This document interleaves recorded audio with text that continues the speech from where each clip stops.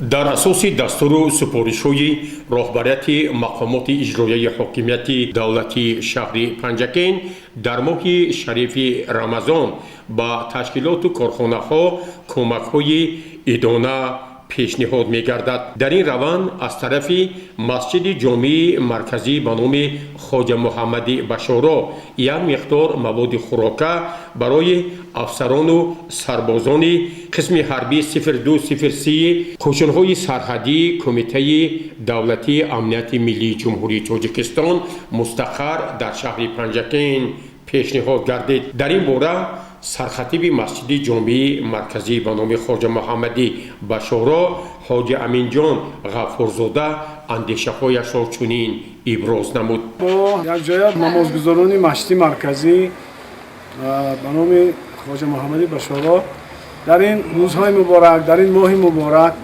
саҳм гирифтем ки як ҳадияи худро, як ҳадияи идона гӯем дар моҳи шарифи Рамазон барои асфарон ҳадия кунем. Албатта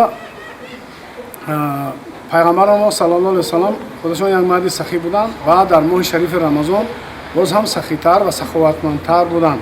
Маводие ки кӯмак мекунем 20 халта картошка, 4 халта сабзӣ, 2 халта биринҷ ва 6 равған. Як миқдор маводи хӯрокае ки аз тарафи масҷиди марказӣ ҷудо шуда буд ба қисми сарҳадбонӣ ворид гардид. Муовини сардори отряди сарҳадии Водии Зарафшон полковник Нусратулло Каримов арзи сипоси хешро аз ҷумла чунин арзёбӣ кард.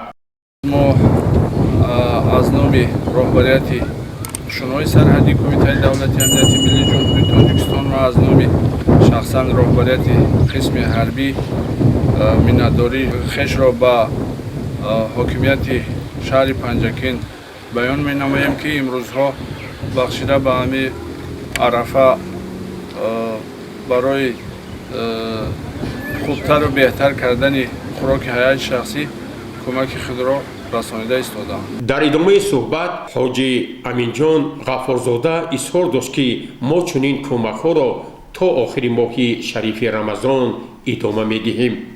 ин ҳоли аввалин иқдом аст. Бо иншоаллоҳ аз садақаи фитр дигар имомхатибо бо дигар қисмҳои ҳарбиба бо иншоаллоҳ ёрдам мекунанд. чизҳои дигар боло зикр кардем, ин рӯзҳо муқаддас аст.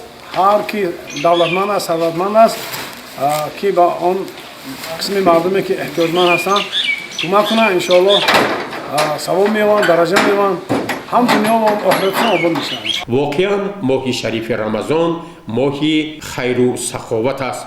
мо умед мекунем ки сокинони шаҳру деҳоти Панҷакен, роҳбарони ташкилоту корхонаҳо дар ин моҳи муборак ба шахсони ниёзманд, оилаҳои камбизоат, он ташкилоту муассисаҳое ки имрӯз ба кӯмак ниёз доранд ҳаматарафа мусоидат мекунанд ва ин яке аз талаботи моҳи шарифи Рамазон мебошад.